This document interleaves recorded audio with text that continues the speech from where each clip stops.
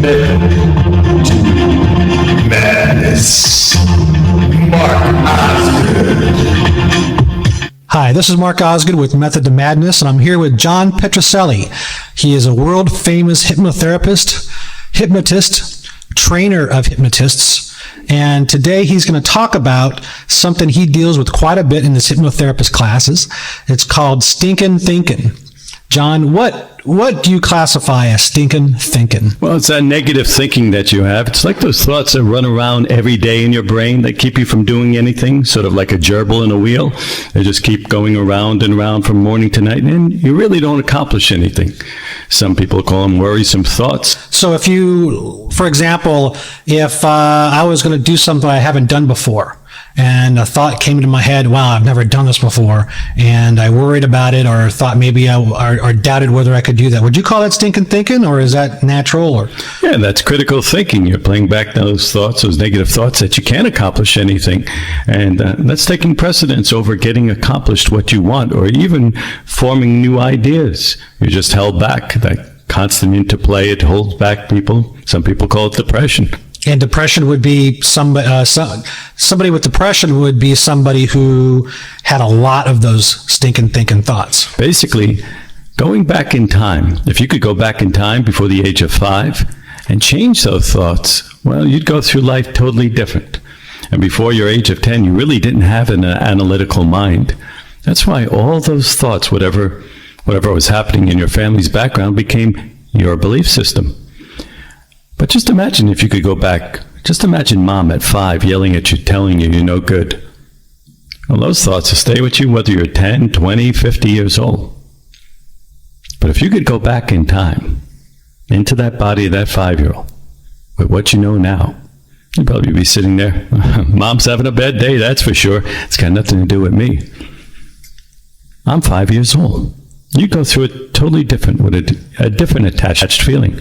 Instead of like, I'm no good, or I can't do that, maybe now a feeling of, I don't care, or it doesn't bother me. So how I'm hearing this is when we were children, there's a tape recorder playing, and those negative thoughts that we have when we're older were really created by other people when we were younger. And they said those things, and then we just play them back in those situations. Basically, that's what we are, just one big tape recording. It could be our family, it could be things we heard on TV, things that are going on in the background. It could be conversations between parents, between siblings. You're just in the environment. You don't have that analytical part of your mind yet that can analyze, compare. You don't have the other experiences to compare that you could possibly be good, or that this isn't a fact. You said you go back in time to when you're 5 years old. How do you do that? Well, basically, we use regression in hypnosis in that relaxed state. A lot of people think regression is kind of scary, but if you were to just sit back right now and think about what you ate for dinner last night, surprise, surprise, you just regressed. If you thought about what you did last week, you've just gone back in time. You've regressed. Whenever we think of a vacation or something we did as a child, we've gone back in time. You've regressed. But you're recalling those incidents as you perceive them happening with that child's mentality, and they're still affecting you today. If you could go back and change them with what you know now, you'd move through life a hell of a lot freer than you are now. So I'm 40 years old, and if I'm thinking back at something that happened when I'm 20, I'm thinking back at that time with a 20-year-old mentality. No, you're thinking back with much less than that. You're dragging those feelings, the initial feelings, we call it the initial sensitizing event, when those feelings first came up.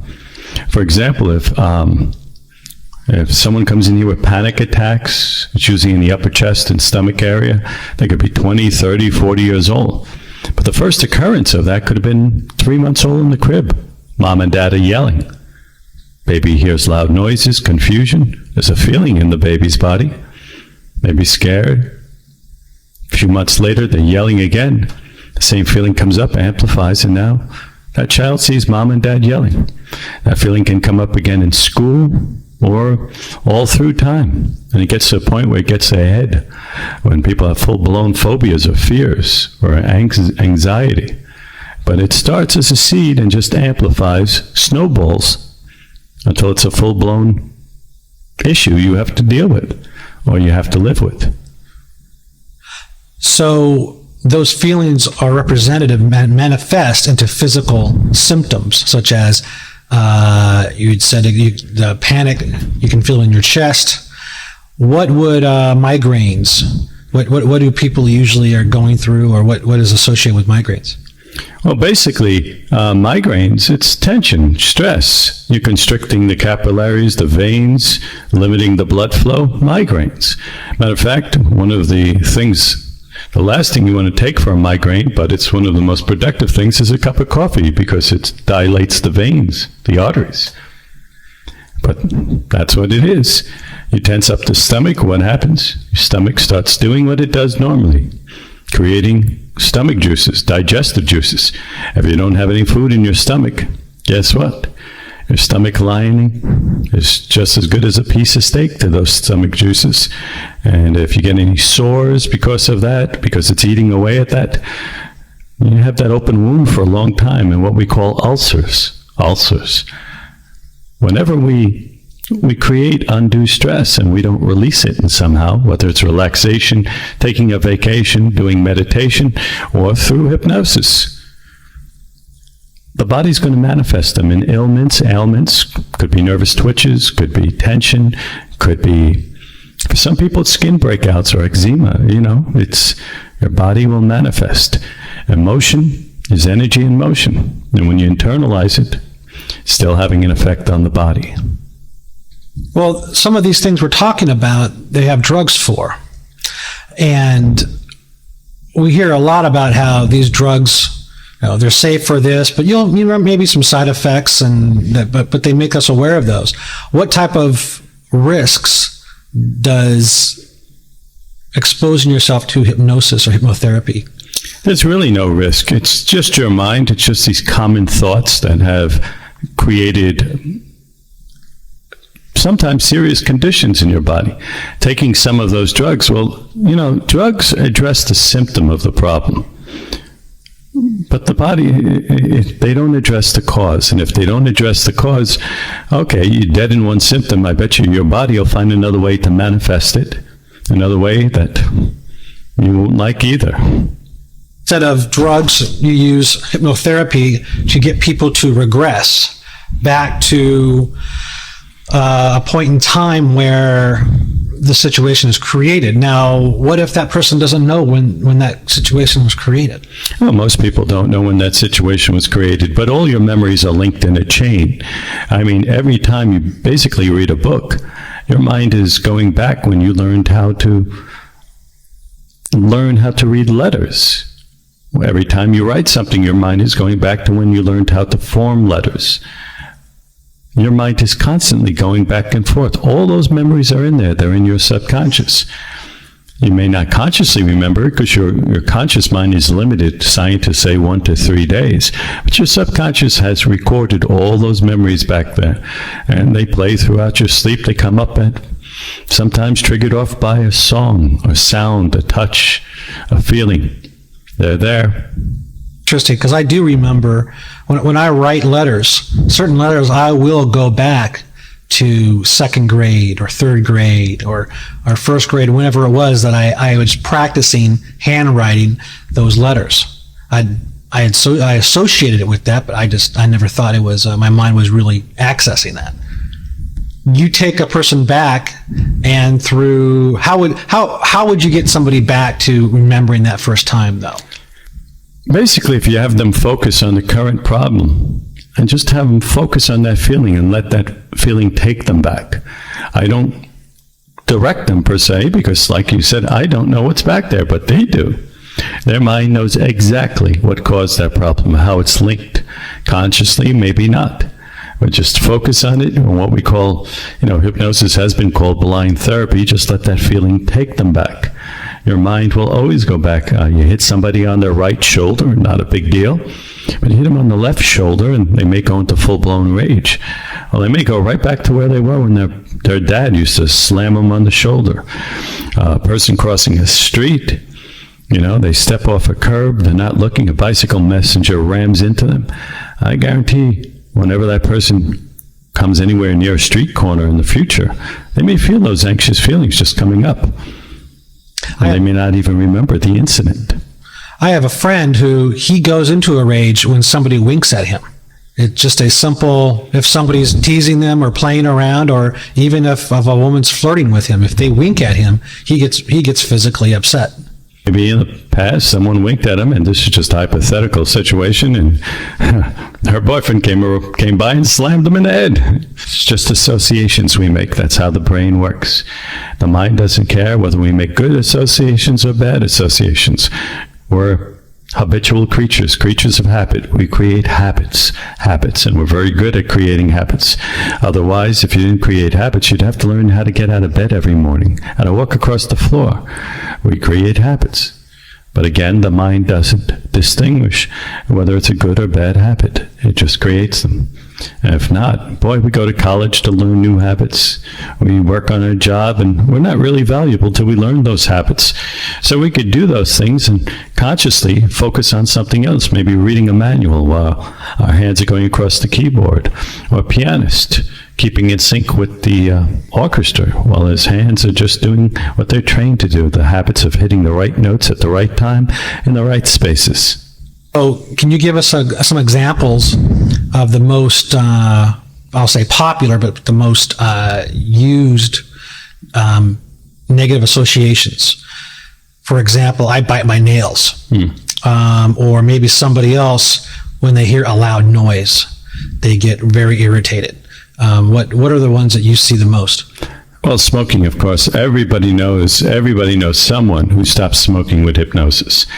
But the smoking habit, cigarettes only 3 days, the physiological addiction. Any nurse will tell you that 72 hours. But that's the habit of having something in your fingers and putting in your mouth. That's no different than nail biting. With someone biting on their lip, or biting on a sore in their mouth, and they do it more than a few days, and next thing you know, a year goes by. Or some women hair pulling. Any compulsive activity like that.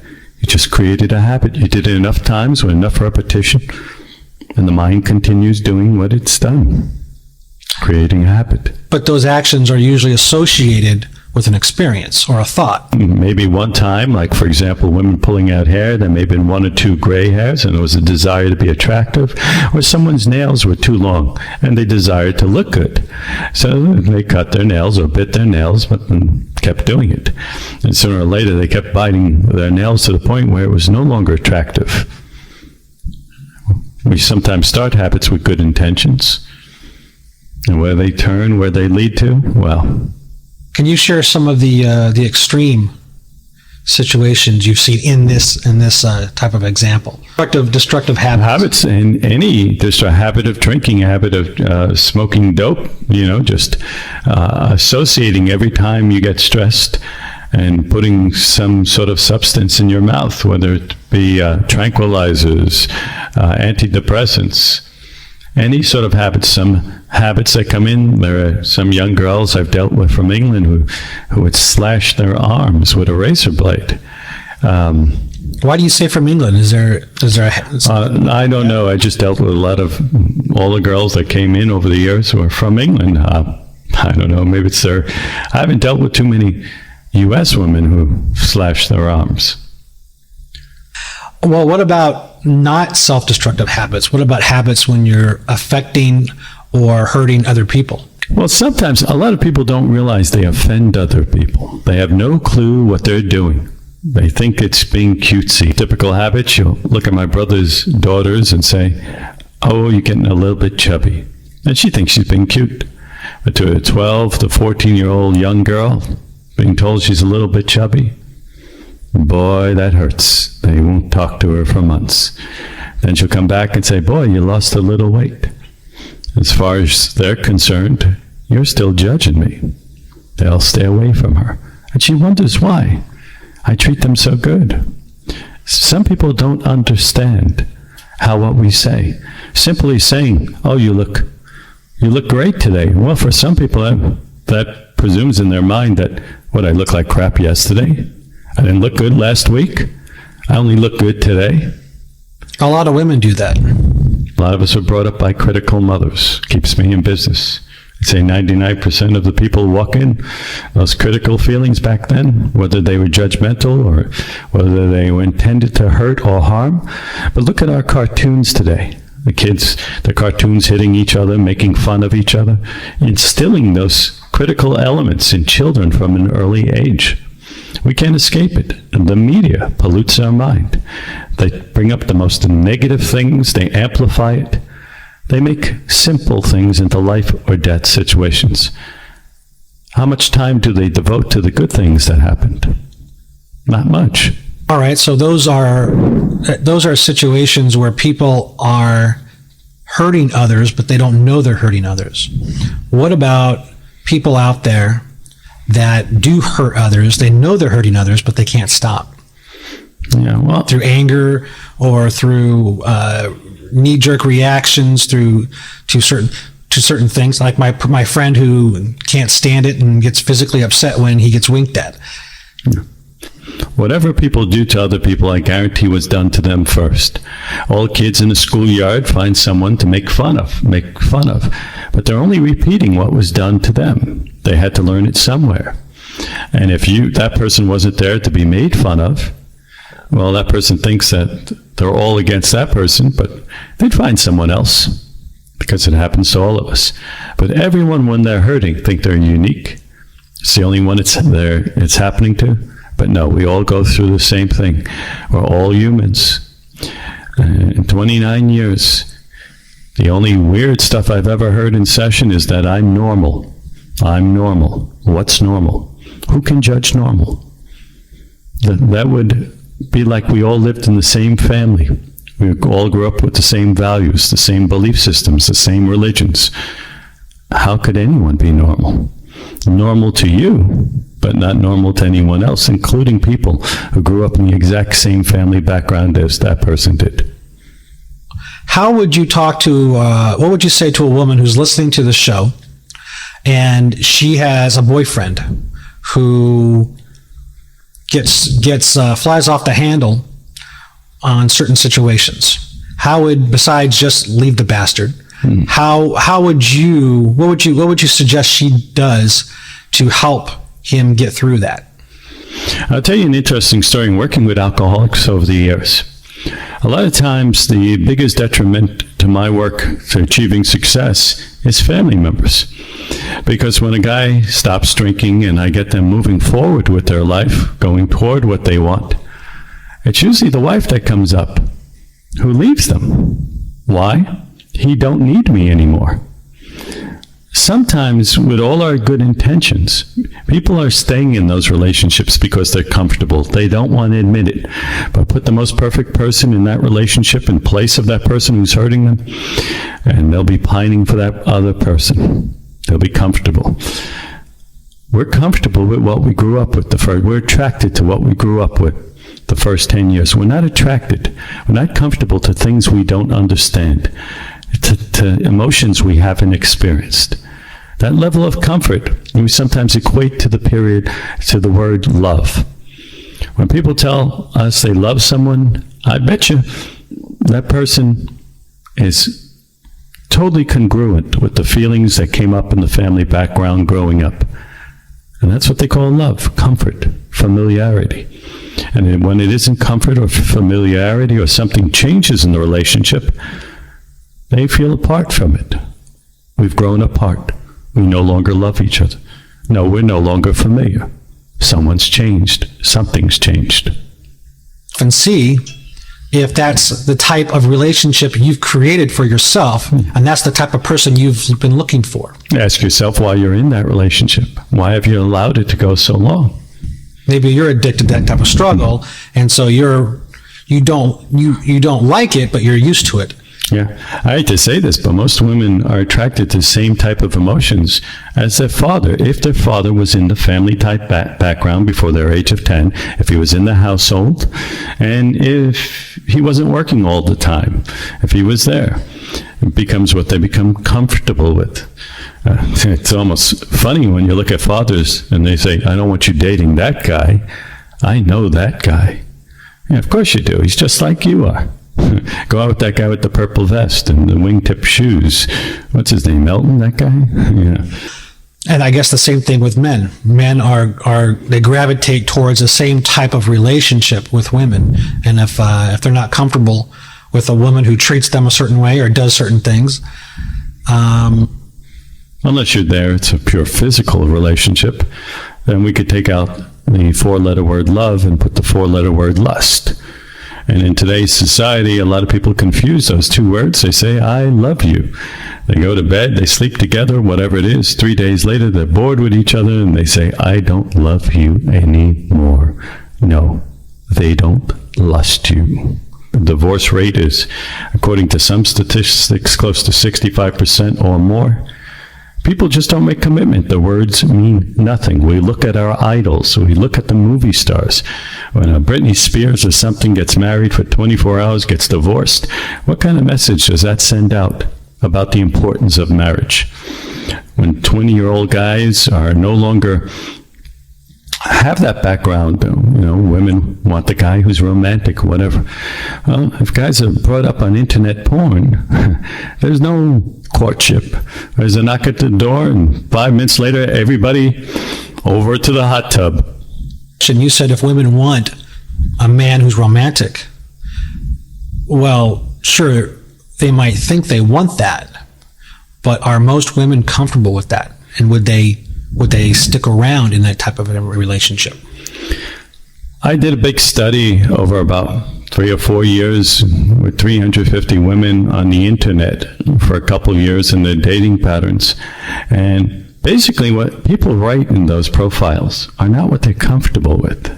They're not, they'll write this illusion that they expect people to want what they think others want, and they'll ask for what they think they want. But what they're comfortable with, what they're attracted to, is two different things. It's just like someone saying to you, I'm calm, I'm cool, I'm collected, and that anger just wells up. Well, that subconscious mind has a mind and will of its own. I had a girlfriend that the only way she could realize that I cared about her was when I got angry when she made me jealous. Oh, you found out the secret to keeping her attracted to you, didn't you? Get angry. She felt loved when I was angry when she would push my buttons. That's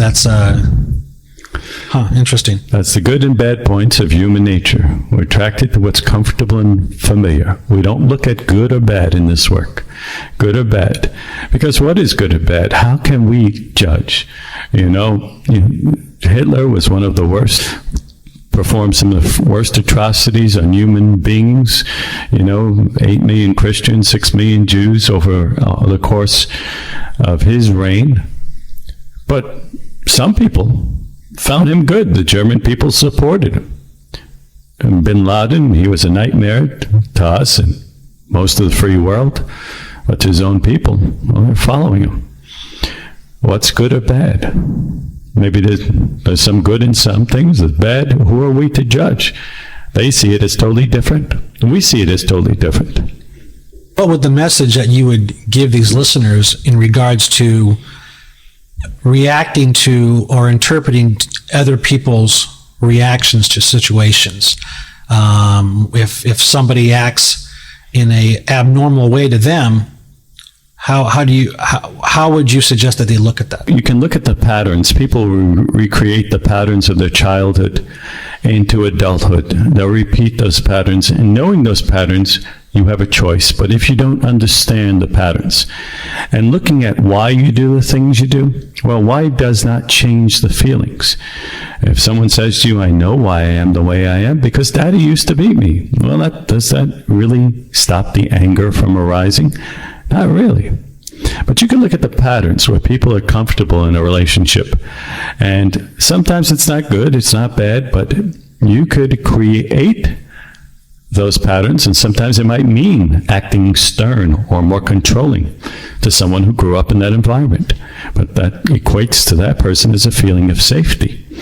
Because when you're distant instead of controlling, they may not feel loved. When you don't yell or whatever, well, everybody yelled in that family.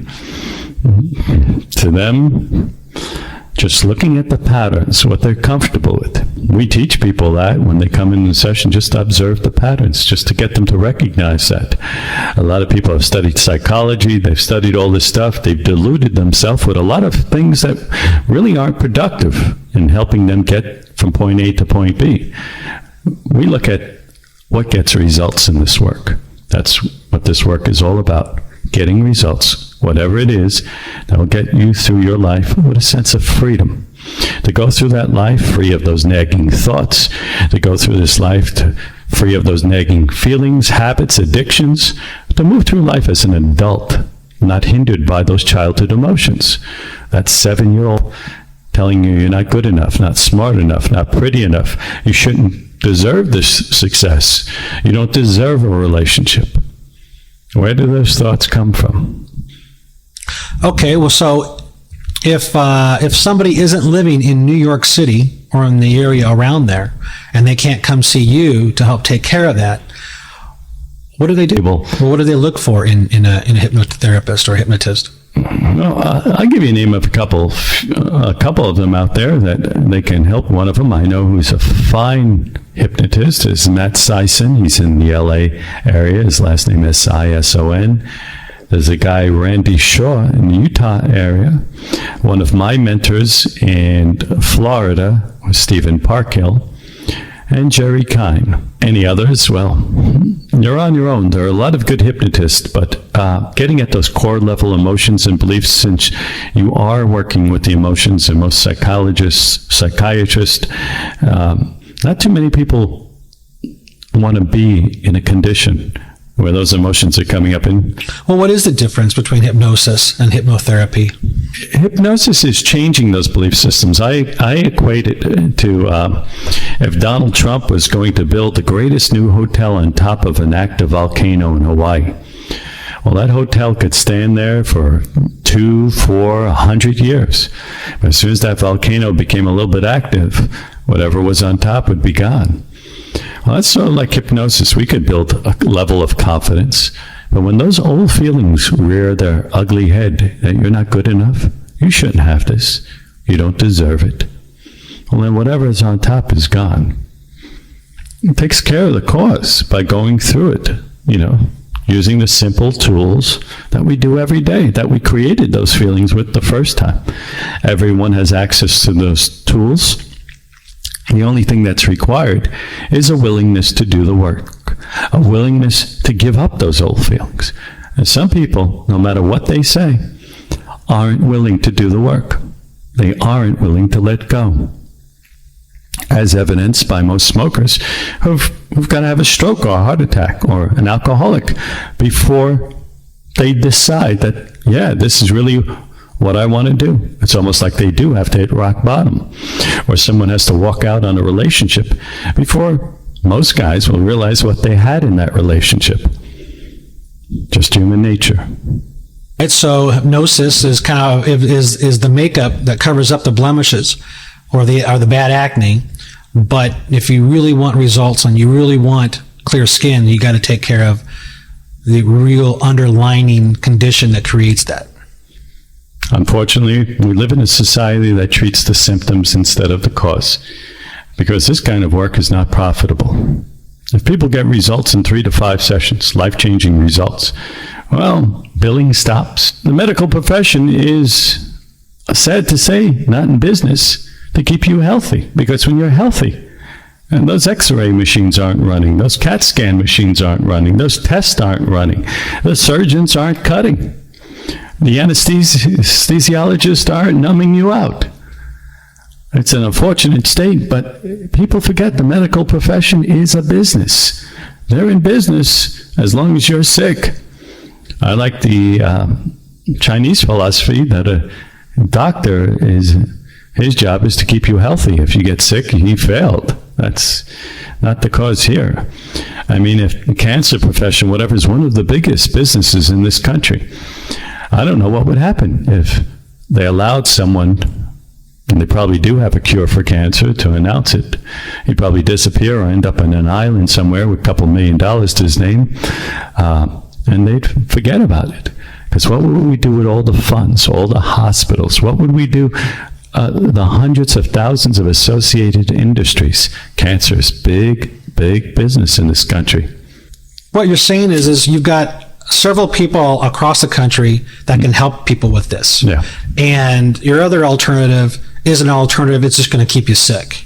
So either these people can go to 5 or 6 different places in the country, or they can continue to do what they're doing. Is there any other, what do they do? What about the people who live in Wyoming or the people who live in Washington? Do they have to fly to these other places, or are there things that they can do to become more aware and help themselves? I'm here from Ohio. They have less problems. It's a farming community. People are very helpful. They're much different than a person who grew up in New York City, maybe in a violent neighborhood, or a person probably grew up in the Rockies, probably grew up with a different, when I work with a lot of Europeans, I'm not talking about the Asian community because that's a whole different set of belief systems in itself. But when I work with Europeans, what normally come up here in Americans, it's they have less of. Not everybody grows up in that type of background, and those few that don't are pretty lucky. But I don't have an answer. All I know is I can help one person at a time. And hopefully that person who's coming here wants to do the work and wants the results. That's all we can do. Thanks, John. I would be glad to have you back. Anything else you want to tell the listeners before we sign off? Website. It's healthwithhypnosis.com. HealthWithHypnosis.com. An easier way would be just to Google my name, John Petrocelli, and you'll find me on a multitude of websites. And if you've learned something from this, just the fact that you've listened to this today has opened you up to new possibilities, whether you're aware of it or not. Just hearing these words and allowing your mind to open up that there is choice, there is possibilities, has already started to reconfigure your brain in a way that gives you possibility. Each thought, each action, sometimes it only takes a word from a person that changes your mind completely, how you move through your life. And I hope today, just a little bit of what I've said have moved you in that direction, for whatever it is that gives you that peace, that tranquility, that freedom in your life. Well, we urge our listeners to pursue whatever it is that helps them become more happy and get some better results in their lives. And thanks again. We'll talk to you soon. Madness. Marc Osgood.